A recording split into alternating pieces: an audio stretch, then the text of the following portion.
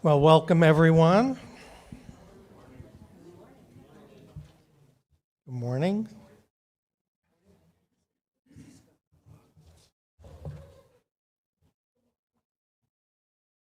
Thank you, Malcolm, for the wonderful opening music. And good morning, everyone. And welcome to the Unitarian Universalist Church of the Desert. I am Stephen Toporoff, and I have the honor of serving as your worship associate this Sunday morning of Memorial Day weekend. Before we begin, please take a moment to silence your cell phones or other devices or anything that rings or dings. In this congregation, we consider ourselves a community. For us, community also includes those with whom we reside in the greater Coachella Valley. Accordingly, we acknowledge that we are gathered on the unceded lands of the Agua Caliente Band of Cahuilla people. And we commit to grow in our understanding and relationship with this land and with the people who inhabited it and nurtured it before our arrival. Further, in this community, we strive to honor the inherent worth and dignity of every person. You are welcome here no matter your background, race, ancestry, or culture.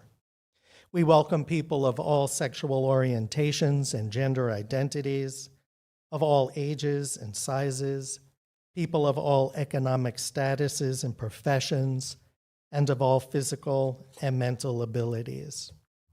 You are welcome here wherever you are from, whoever you love, whatever your immigration status or civic engagement.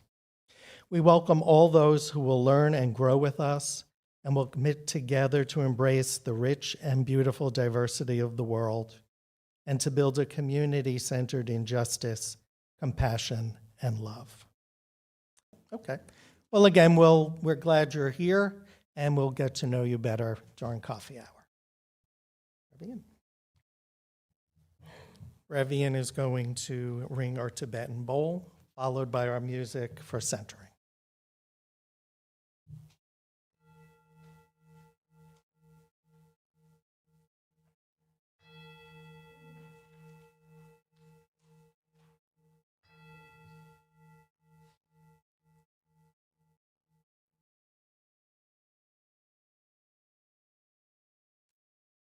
Good morning and welcome again. However you found us, however many times you've been here with us in person or online, welcome. We are a congregation grounded in our commitment to love and an evolving tradition that celebrates the richness and beauty of individual lives and commits to working together to weave a tapestry made stronger and more vibrant by our collaboration and by the sharing of our lives and our visions for a thriving, loving, and just future for all of life. We gather today on the Sunday of the Memorial Day weekend. We gather today on the 200th anniversary of the founding of the American Unitarian Association, one of the parent denominations that became the Unitarian Universalist Association in 1961. But 200 years ago today, in fact, was the founding of the American Unitarian Association, and we gather in honor of our long tradition, our tradition of connection, our tradition of protest, and our tradition of a vision for a bright future for all. We gather this morning as a community hearing the call to the covenant of service and relationship that we share with all of creation. I'm going to call us together this morning with the words of poet Maya Angelou. I'm not going to change her words, but I want to acknowledge in care and love that we know that there are those among us here, that there are those who are neighbors and kin to us that are not found within the words brother or sister. We see you, we welcome you, we love you.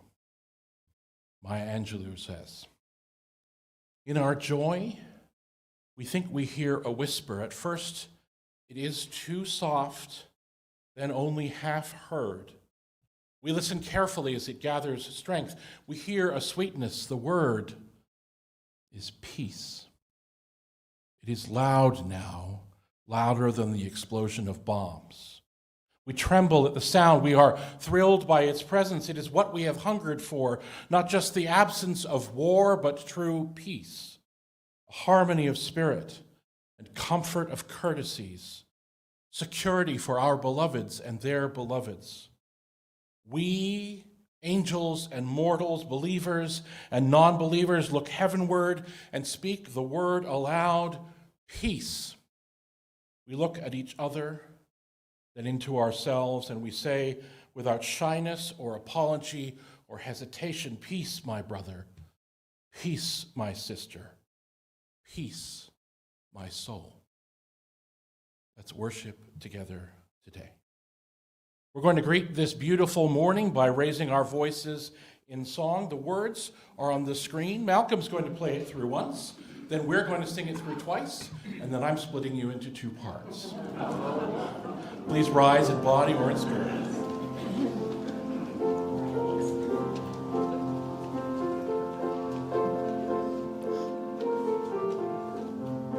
Morning has come. Morning has come, night is away. Rise with the dawn and welcome the day. Let's do that again. Morning has come, night is away. Rise with the dawn and welcome. We'll do that one more time all together. Morning has come, night is away. Rise with the dawn and welcome the day this side. Morning has come, night is come, night is away. Rise with the dawn and morning has come, night is come, night is away. Rise with the dawn and welcome the day. You made it. Good work.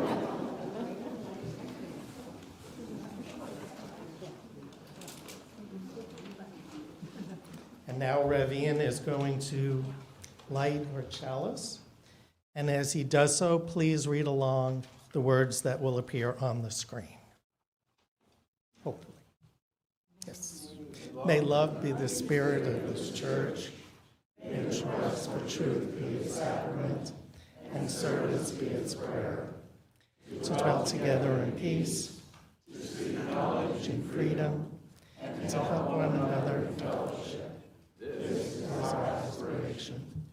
And now will Sarita come up to light our biopot candles?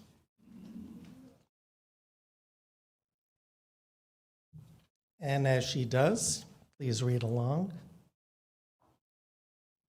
We light these candles in solidarity with Black, Indigenous, and other people of color as we journey together towards spiritual wholeness.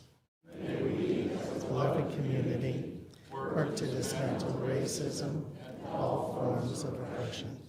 May we live on our values so that justice, dignity, and equity for all prevail. Thank you. So I have a reading this morning from Toni Morrison, and it's from No Place for Self-Pity, No Room for Fear. So Christmas, the day after, in 2004, following the presidential re-election of George W. Bush, I'm staring out the window in an extremely dark mood, feeling helpless. Then a friend, a fellow artist, calls to wish me happy holidays. He asks, "How are you?" And instead of, "Oh, fine, and you?" I blurt out the truth. Not well. Not only am I depressed, I can't seem to work, to write. It's as though I am paralyzed, unable to write anything more in the novel I've begun. I've never felt this way before, but the election I'm about to explain with further detail when he interrupts shouting, "No, no, no." This is precisely the time when artists go to work. Not when everything is fine, but in times of dread. That's our job.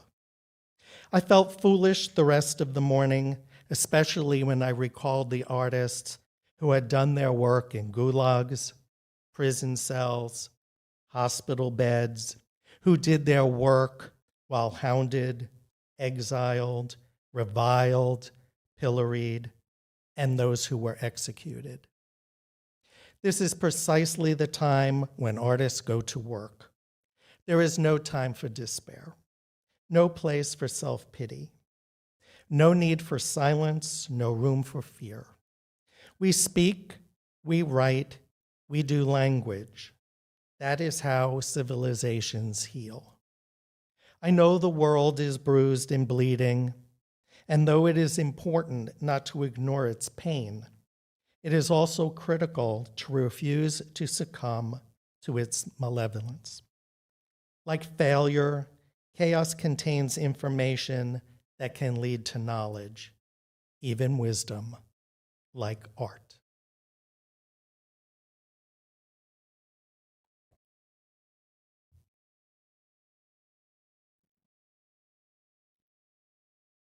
So we pause together in community in a time of prayer and contemplation. Will you join me, friends, please?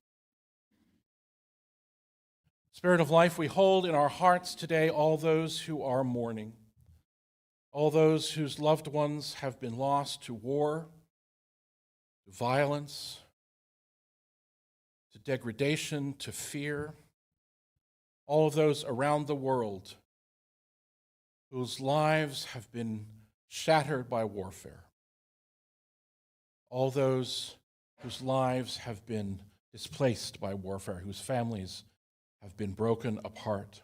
We hold them in our hearts and hold in our hearts our leaders and leaders around the world, imagining for them a moment where they feel peace and mercy and hope in their own hearts, so that they may choose peace. They may choose negotiation. They may choose seeing each other as human and beloved. We hold these all in our hearts today. And today, on this day, this weekend, when we remember all of those lost to death in the service of this country, who gave their lives to service, to protection, to honor, to hope, we hold them in our hearts and in our minds, and all of their loved ones, and all those who continue to serve our country. Share these words of the Reverend Barbara Peskin on this day. Spirit of life, whom we have called many names in thanksgiving and in anguish, bless the poets and those who mourn.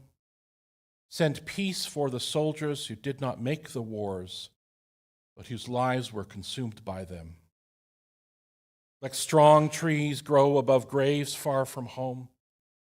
Breathe through the arms of their branches. The earth will swallow your tears while the dead sing no more, never again. Remember me. For the wounded ones, those who received them back, let there be someone ready when the memories come, when the scars pull, the buried metal moves, and forgiveness for those of us who were not there for our ignorance. And in us, veterans in a forest of 1,000 fallen promises, let new leaves of protest grow on our stumps. Give us courage to answer the cry of humanity's pain, and with our bare hands, out of full hearts, with all of our intelligence, let us create the peace. We pause in quiet in this community built in love and hope and possibility and honest vision. We pause in the silence and the love of this space.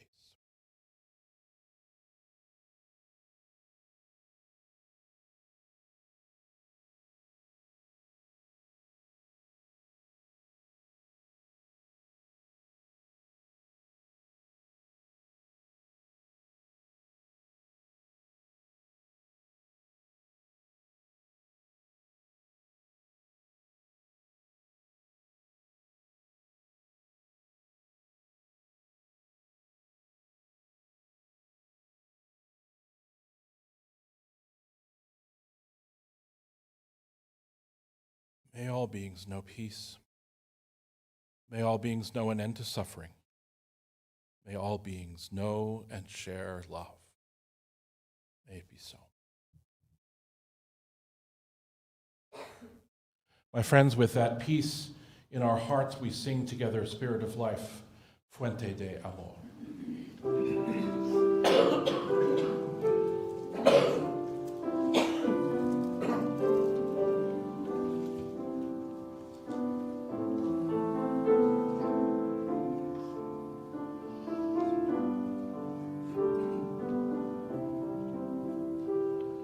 Spirit of life, come unto me. Sing in my heart all the stirrings of compassion. Roots on the wind, rise in the sea.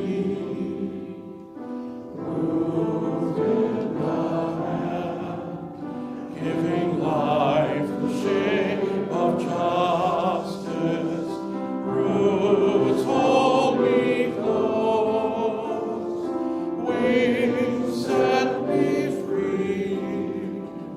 Spirit of life, come to me, come to me. Fuente de amor, ven hacia mí y al corazón cántale tu compasión. Sopla volar, sube en la mar, hasta rodear la justicia de la vida. Arráigame, libérame, fuente de amor, ven a mí, ven a mí.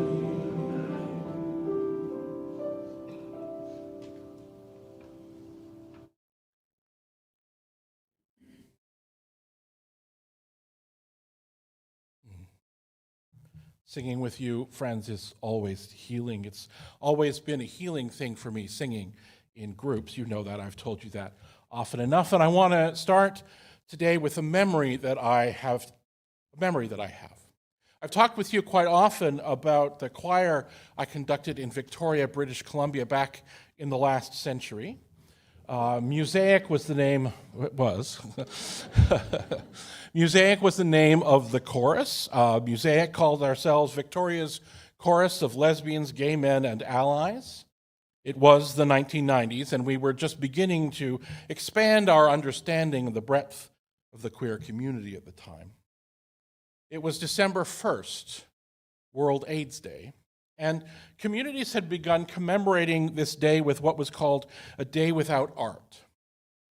A day intended to expose the wider world to the devastation that HIV and AIDS and our government's ignorance of it had wreaked on the community of artists. And so many artists and many art galleries covered all of their art in black cloth for that day to remind us of the contribution of those who had been taken by the disease. A small art gallery in Victoria had invited our chorus to sing for them at their formal event called A Day Without Art, and so we did. We decided not to argue with them about whether music was art or not, but anyway, that's what we did. We had sung in people's backyards, we had had small concerts of our own already, but this was one of the first times we'd been invited by someone in the wider community to bring our voices into commemoration and proclamation, solidarity. And so we stood there on our risers, and after singing some sad and quiet songs of grief, we sang Pat Humphrey's song of defiant vision, Never Turning Back, with our full voices. We're going to keep on moving forward. Keep on moving forward. Keep on moving forward. Never turning back. Never turning back. The song goes on to call us to move forward, to walk proudly, to sing loudly, to love boldly, to reach across borders, to work for change together. It's a song of defiance, a song of certainty of connection, a song of passionate community. Our voices and the lyrics and the ringing harmonies in that space brought healing and hope and conviction and a call for change. In some small way, our singing, our art that day changed things toward the good. I thought of this song, of that event, when I talked with Diane Carmody about today's service earlier this year. You remember that each year at our auction, I offer the highest bidder the opportunity to choose the topic of a service, an act of bravery on my part, to talk with me about some ideas and point me in the direction of a theme. This year, I offered 2 winning bidders this opportunity. And last month, I shared a service chosen by Julia about the words and practices we turn to in different times. And today, at Diane's invitation, I'll be exploring how artists, poets and composers and painters and sculptors and playwrights and songwriters, how artists respond to our upended and cruel world, what their role is in guiding and consoling us. And the words of Pat Humphrey's song, which you may have heard sung by her as part of Emma's Revolution, moving and walking and singing and loving and reaching and working and never turning back, came back to me. Singing them with Musaic came back to me. In that essay written for The Nation in 2015, about Toni Morrison remembering the election earlier, and in the run-up to the election that would bring us the first administration of our current president, Toni Morrison wrote the words that Stephen shared with you earlier. This is precisely the time when artists go to work. There is no time for despair, no place for self-pity, no need for silence, no room for fear. We speak, we write, we do language. That is how citizens heal. So I've been thinking a bit in conversation with Diane and with other people, thinking about what do artists do when they go to work at this cruel time? And I want to reflect a little bit with you by some of the ways that I hear and see artists going to do the work. And I hope that as I go along, as I share some examples, I will invite you to think of examples in your own mind. One of the things that we know that artists do, that we ask them to do for us, for our society in troubled times, is to bear witness to the truth of what is happening in the world and share that with us. When I think about this task of witnessing the truth, I cast my mind back to Upton Sinclair and his novel The Jungle, which shared with the world the truth of what life was like for workers in meatpacking plants and their families. Shared that in a way that caught the imagination of the public and led to change.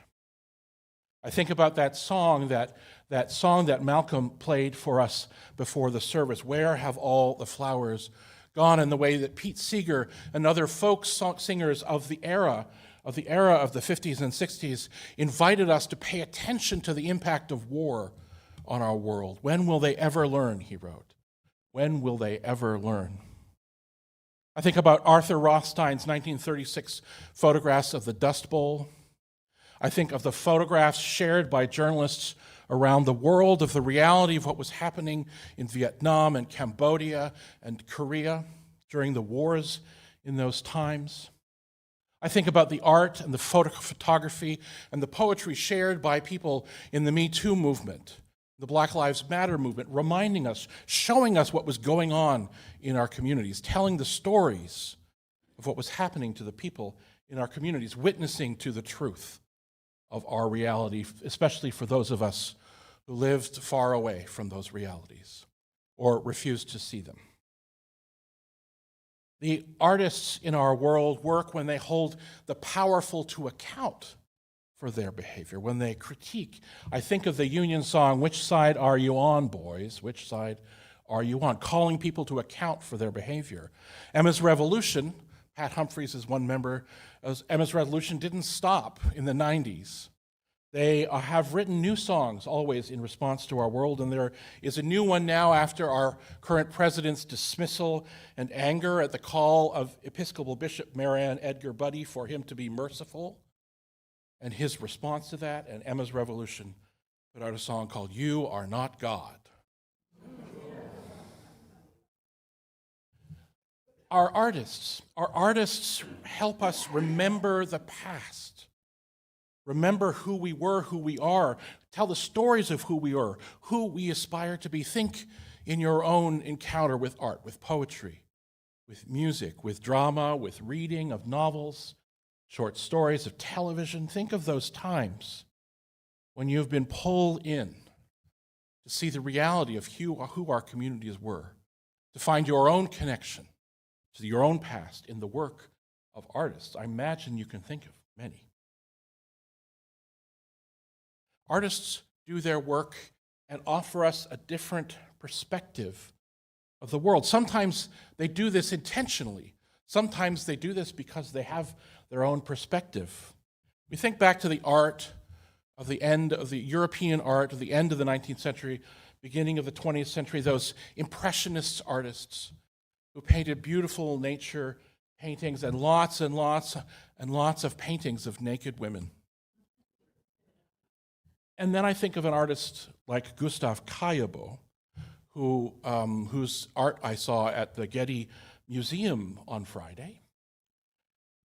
Gustav Caillebout, who painted something different, who painted working men scrubbing floors, painted working men building buildings, who painted his male friends in the same way that other artists painted females, and brought a different perspective to the world, who troubled the way that we look at the world, not because he was wanting to start a revolution, but because that was how he saw the world.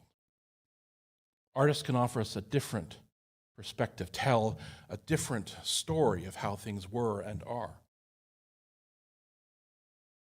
You know my love of science fiction, so you will know when I say that the work of the artist is also to imagine the future, to think ahead, to look at where we are today and imagine where we might be, both as a warning or as an invitation. And Octavia Butler, in her books Parable of the Sower, Parable of the Talents, wrote of a world very much like ours, with a government very much like the one we have today, and the ways in which communities in this state, especially, but in our country, were forced to rework their world, to imagine how to build a world of love and connection in the face of hatred and violence and cynical capitalism.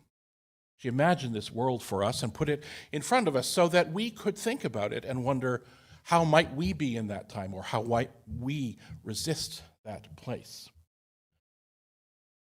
In November of 2014, Ursula Le Guin received the National Book Foundation Medal for Distinguished Contribution to American Letters.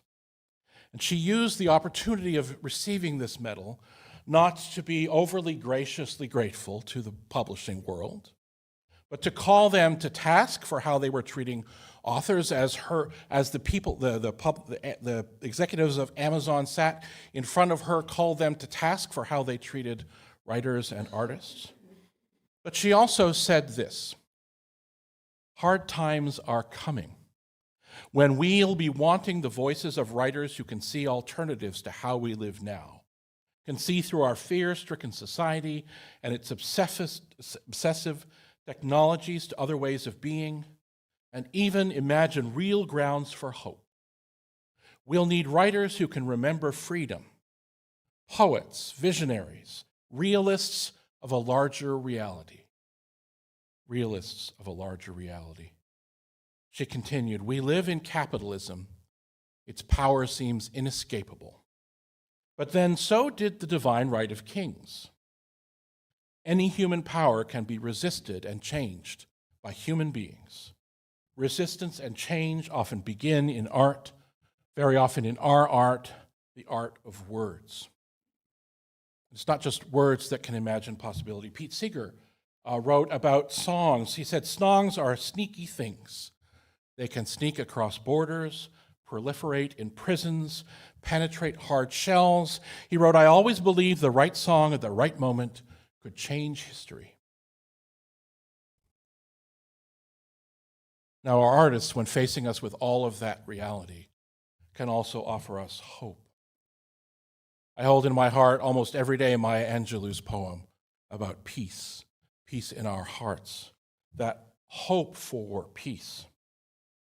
And when I read some amazing thing, even a tiny amazing thing in one of the books I'm reading, or in a blog post, or in a play, or on a TV show, when I encounter something like that and get all excited about the possibilities being presented to me, there's a part of my brain, I think you probably all have this too, that says to me, it's only a fiction, Ian. It's imagination, be realistic. But then there's another part of my brain, the deeper, wiser part, I hope, that says to me, true, but a human mind and heart imagined that possibility. If one human can imagine that, what's to stop a lot of us from making it reality? G.K. Chesterton wrote, I'm paraphrasing, that stories don't tell children that dragons exist. Children know dragons exist. Stories tell children that dragons can be defeated. Our artists, the work of our artists is to soften our hearts to each other, to bring connection. Every time we read a story or a poem or look at a painting or drawing or watch a movie or a play or encounter a house or a piece of furniture or clothing that someone else has imagined and crafted, every time we are invited to see the richness and complexity of our neighbors, and can somebody made that? When we read James Baldwin's novel, Go Tell It on the Mountain, about growing up black in New York in his home and church, we are offered understanding and connection. When we watch the lives of teenagers figuring out love and relationship on Heartstoppers or Dawson's Creek, we are offered understanding and connection. When we see the art of Frida Kahlo or read the poetry of Naomi Shihab Nye, we are offered a perspective and vision that we may not have experienced otherwise. Art in all of its forms invites us to imagine a world from another's perspective, and it changes our heart if we let it. And our artists can also teach us how to resist. In a poem called Vahavta by Aurora Levins Morales, they write, when you inhale and when you exhale, breathe the possibility of another world into the 37.2 trillion cells in your body until it shines with hope. And then imagine more. Don't waver. Don't let despair sink its sharp teeth into the throat with which you sing. Escalate your dreams. Make them burn so fiercely that you can follow them down any dark alleyway of history and not lose your way. Make them burn clear as a starry drinking gourd over the grim fog of exhaustion, and keep walking. Hold hands, share water, keep imagining, so that we and the children of our children's children may live. In difficult times, we turn to the creation of art as an act of resistance to chaos and cruelty, as a way of making meaning, as a way of sharing the truth of who and what we are and building connection and community. And we turn to the gifts and the work of other artists to soothe our spirits, to show us the reality of our collective lives, to offer us possibility and strength and hope. I beg of you, have faith in more than fear. These words are spoken by Diana of Themyscira, Wonder Woman, through the pen of writer Gail Simone. I beg of you, have faith in more than fear. If just for a moment, have faith in my dream of peace. Faith that all the darkness and sorrow will one day be gone. Faith that fear isn't all there is in this world. Please take my hand, she continues. I give it to you as a gesture of friendship and love and of faith freely given. I give you my hand and welcome you into my dream. This is the work of the artist in our hearts and our world. May it be so. Friends, as I got ready for this sermon today, as I was thinking about it, over the week, I decided I didn't like my choice for final hymn. I love the hymn, the song that's there, but I thought it would be better and more meaningful and more powerful if we sang that Pat Humphreys song. So there will not be any words on the screen, but I'm going to invite you to sing after me as I sing it to you. I'll sing you a line, will you sing it back to me, and eventually we'll get it going. Do you have faith in yourselves? Do you have faith in each other? Do you have faith that it doesn't actually matter the sound that comes out of your mouth? I'm not actually kidding. I want us to sing together. It'll be beautiful. So the first line, I'll sing a line, you sing it back to me, okay? We're gonna keep on moving forward. We're gonna keep on moving forward. Keep on moving forward. Keep on moving forward. Keep on moving forward. Keep on moving forward. Never turning back. Never turning back. Never turning back. Never turning back. Now I'm going to sing a couple of lines together and you'll sing them back to me, okay? Different words. We're going to keep on walking proudly. Keep on walking proudly. We're going to keep on walking proudly. Keep on walking proudly. Keep on walking proudly. Keep on walking proudly. Never turning back. Never turning back. Never turning back. Never turning back. You think you can do the whole thing all the way through? I think you can. You'll do it. Yeah. You'll do it. We're going to keep on singing loudly. Ready? We're going to keep on singing loudly. Keep on singing loudly. Keep on singing loudly. Never turning back. Never turning back. We're going to keep on loving boldly. We're going to keep on loving boldly. Keep on loving boldly. Keep on loving boldly. Never turning back. Never turning back. We're going to reach across our borders.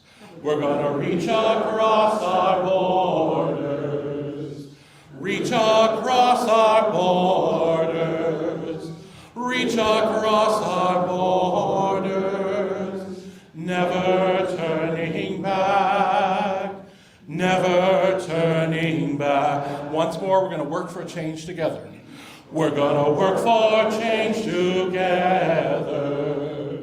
Work for change together. Work for change together. Never turning back. Never turning back. Amen. May it be so. Well done.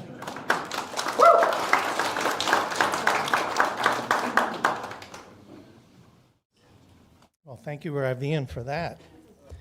You know, people who know me know I don't sing, but I felt the spirit this morning. So, congregational news. First, I want to thank all of those who have made this service possible. Our wonderful AV team, and Malcolm at the piano, our greeters, our ushers, those preparing our coffee hour, and a host of others. Also, we're glad that you attended our service today, if you're visiting us or you're watching from at home. If you want to know more about us, please visit our website at uuc.org. And to get on our email list, please write to admin, ADMIN, at uucod.org. And Revian, you had a message. I have 2 announcements today.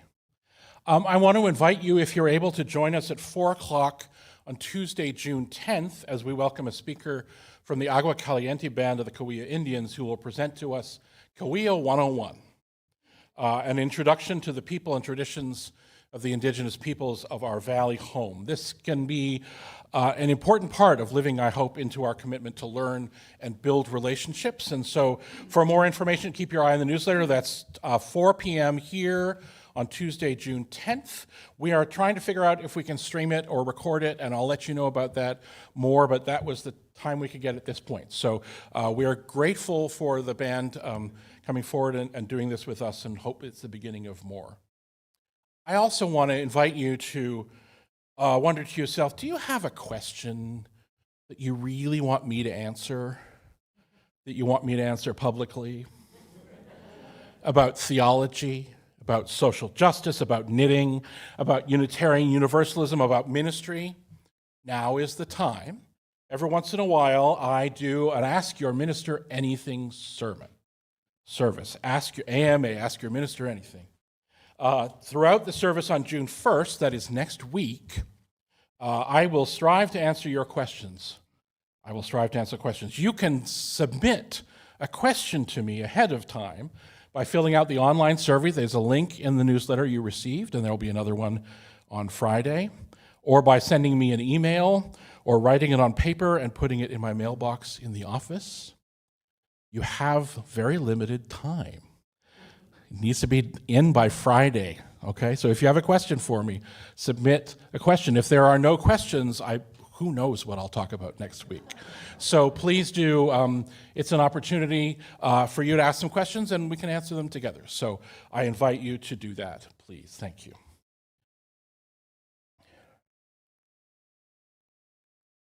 I am so often moved by poets and their vision of how the world can be more healing and more connected, while also understanding the reality of their lives and of all of our lives. And so I close our service today with the words of Irish poet Seamus Heaney from his long poem, The Cure at Troy. He writes this: "Human beings suffer. They torture one another, they get hurt and get hard. No poem or play or song can fully right a wrong inflicted and endured. History says, don't hope on this side of the grave. But then, once in a lifetime, the longed-for tidal wave of justice can rise up, and hope and history rhyme. So hope for a great sea change on the far side of revenge. Believe that further shore is reachable from here. Believe in miracle and cures and healing wells. Hope and history rhyme. With the voices and visions of words of the artists among us and the artists in our heart call us toward that sea change. Each and every moment, with those voices and visions in our hearts, go in peace, dear ones, to love and serve the world."